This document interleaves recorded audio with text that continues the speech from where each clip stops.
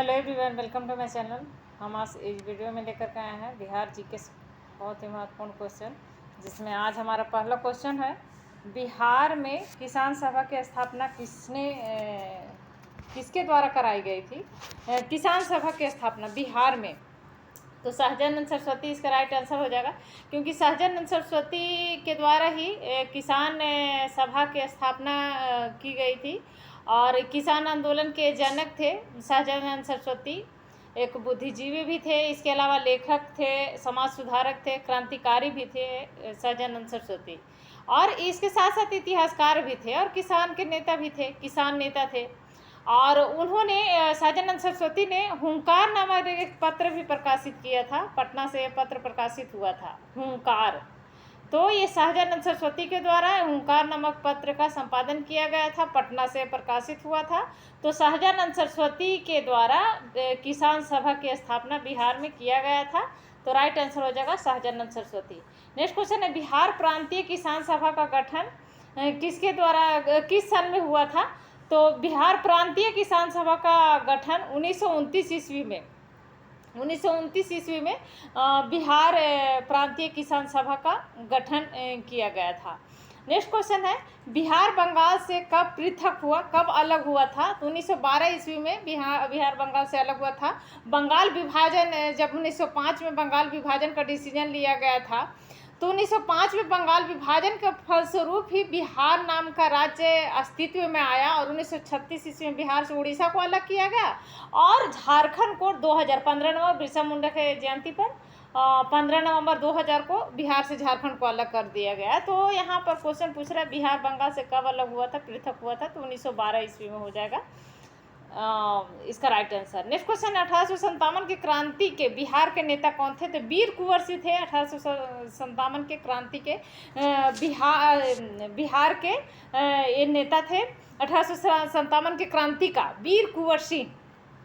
1857 का जो क्रांति हुई थी, बहुत ही प्रथम स्वतंत्रता संग्राम इसको कहा जाता है। और प्रथम स्वतंत्रता संग्राम ये था, पहला क्रांति था 1857 ईस्वी का। और 1857 की क्रांति ब्रिटिश शासन के खिलाफ था, ब्रिटिश शासन के विरुद्ध था। एक अहम और बड़ी घटना थी 1857 ईस्वी की क्रांति। और इसकी शुरुआत किया गया था 10 मई 1857 को मेरठ से हुई थी। इसकी शुरुआत 1857 ईस्वी की क्रांति की शुरुआत, जो धीरे धीरे बढ़ करके पूरे भारत में फैला था, करके कानपुर, बरेली, झांसी, दिल्ली, अवध में फैल गया था। तो ये इस प्रकार से 1857 ईस्वी की क्रांति एक बहुत बड़ा स्वतंत्रता संग्राम इसको कहा गया है इतिहासकारों के द्वारा, प्रथम स्वतंत्रता संग्राम। तो ये 1857 ईस्वी की क्रांति के बिहार के नेता थे वीर कुंवर सिंह। नेक्स्ट क्वेश्चन है, पटना को प्रांतीय राजधानी बनाया गया था किसके द्वारा। तो शेरशाह ने पटना को प्रांतीय राजधानी बनाया था, शेरशाह प्रांतीय राजधानी। अच्छा, तो एक मिनट और आप देखें कि 1857 का जो क्रांति था इसका क्या कारण था। तो 1857 का जो क्रांति का कारण था, बहुत सारा कारण था। राजनीतिक कारण था, प्रशासनिक कारण था, आर्थिक कारण था, सामाजिक कारण था, धार्मिक कारण था। लेकिन ये जो क्रांति फैला 1857 ईस्वी का, तत्कालीन जो कारण था उसी के कारण, तत्कालीन कारण मेन कारण था। और उसी के कारण पहले से तो सभी लोगों को मन में अविश्वास था ब्रिटिश शासन के विरुद्ध और असंतोष की भावना फैला हुआ था। लेकिन एक तत्कालीन कारण जो था, ये बहुत बड़ा कारण बना 1857 ईस्वी के क्रांति का। और इस तत्कालीन कारण क्या था, तत्कालीन कारण में ये था कि चर्बी वाला कारतूस लाया गया था ब्रिटिश शासन के द्वारा।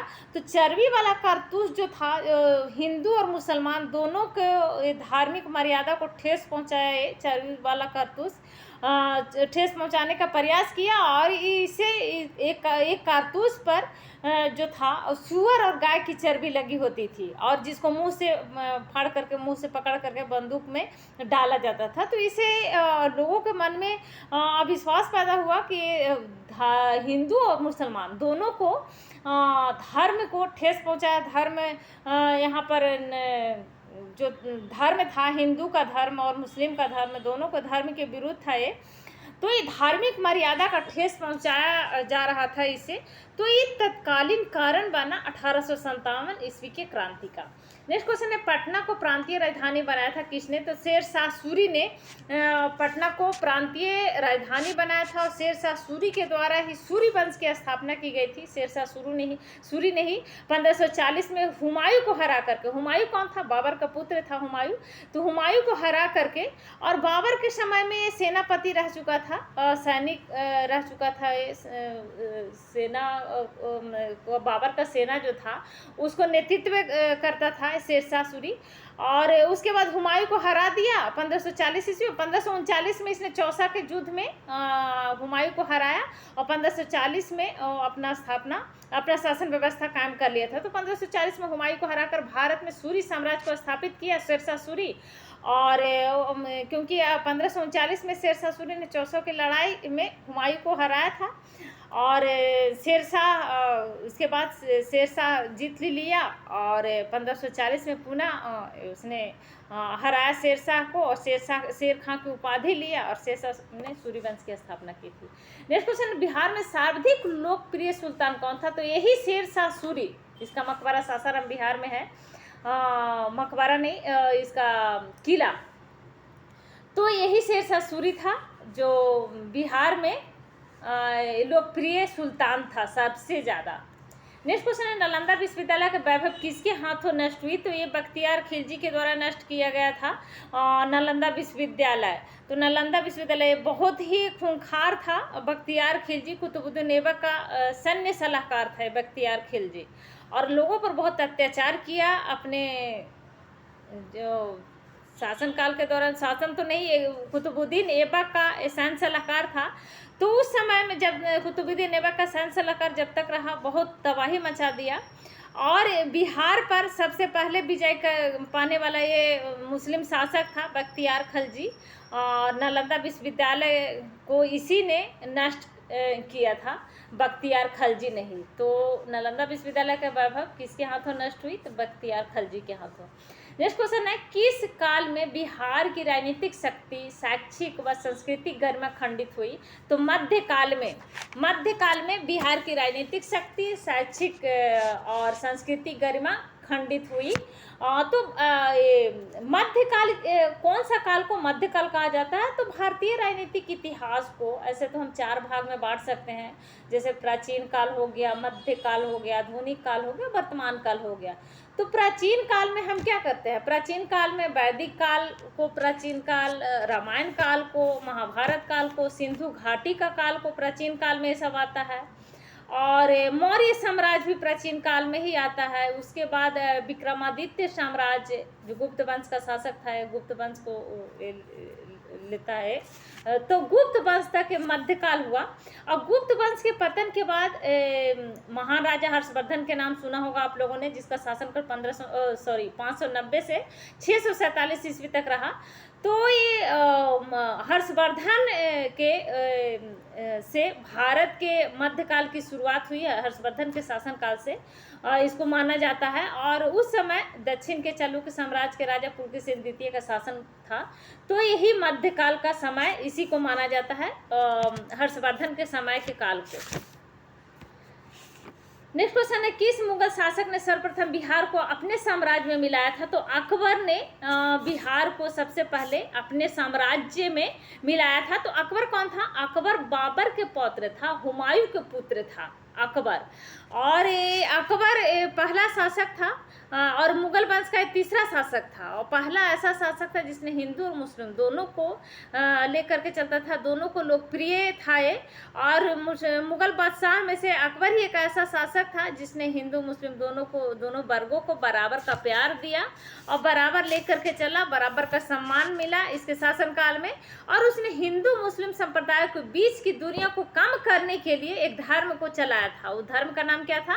दीन इलाही धर्म चलाया था। दीन इलाही नामक धर्म की स्थापना किया था अकबर ने, जिससे हिंदू और मुस्लिम दोनों संप्रदाय की दूरियां कम हो। उसके दरबार में मुस्लिम सरदारों की अपेक्षा हिंदू सरदार अधिक रहा करते थे अकबर के दरबार में। अकबर के शासन काल के समय में। और अकबर ने जो जजिया कर था जो हिंदुओं पर लगाया जाता था, तो जजिया कर को समाप्त करवा दिया था, समाप्त कर दिया था।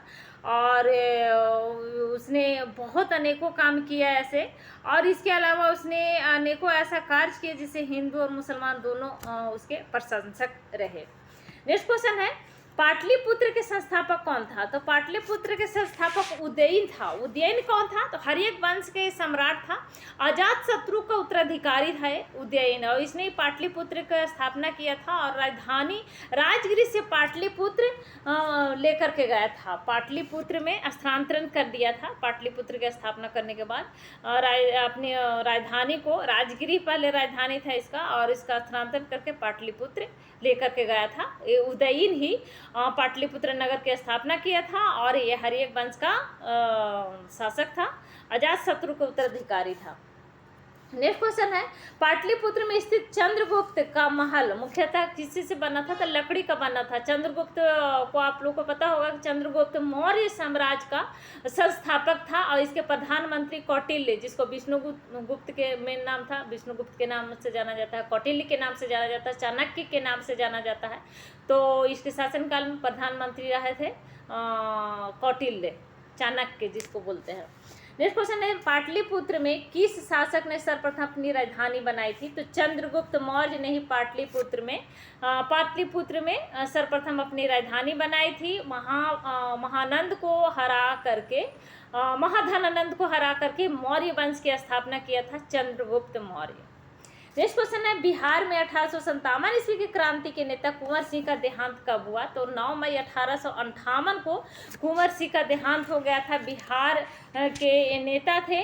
1857 ईस्वी की क्रांति में इन्होंने ब्रिटिश प्रशासन को ईंट से ईंट बजा दिया था, और 1857 ईस्वी के प्रथम स्वतंत्रता संग्राम के सिपाही थे और महानायक थे। इनका जन्म भोजपुर में, बिहार के भोजपुर जिला में जगदीशपुर गांव में हुआ था वीर कुंवर सिंह का जन्म।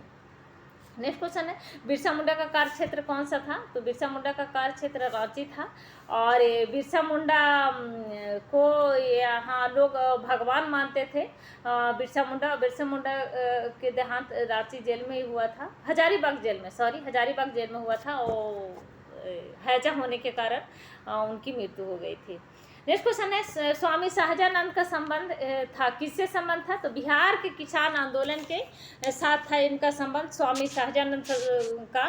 और शाहजानंद सरस्वती इनका पूरा नाम था, स्वामी शाहजानंद सरस्वती, किसान के नेता थे, और ये बहुत ही बुद्धिजीवी थे, लेखक थे, समाज सुधारक थे, और इन्होंने हुंकार नामक एक पत्रिका को भी संपादित किया था, पटना से प्रकाशित हुआ था ये।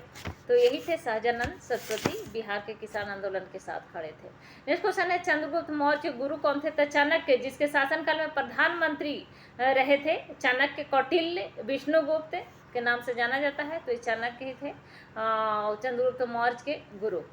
नेक्स्ट क्वेश्चन है, बिहार में किसान आंदोलन के साथ जुड़े थे? तो राजेंद्र प्रसाद, प्रथम राष्ट्रपति भारत के, स्वतंत्र भारत के प्रथम राष्ट्रपति डॉक्टर राजेंद्र प्रसाद, तो ये बिहार के किसान आंदोलन के साथ जुड़े हुए थे।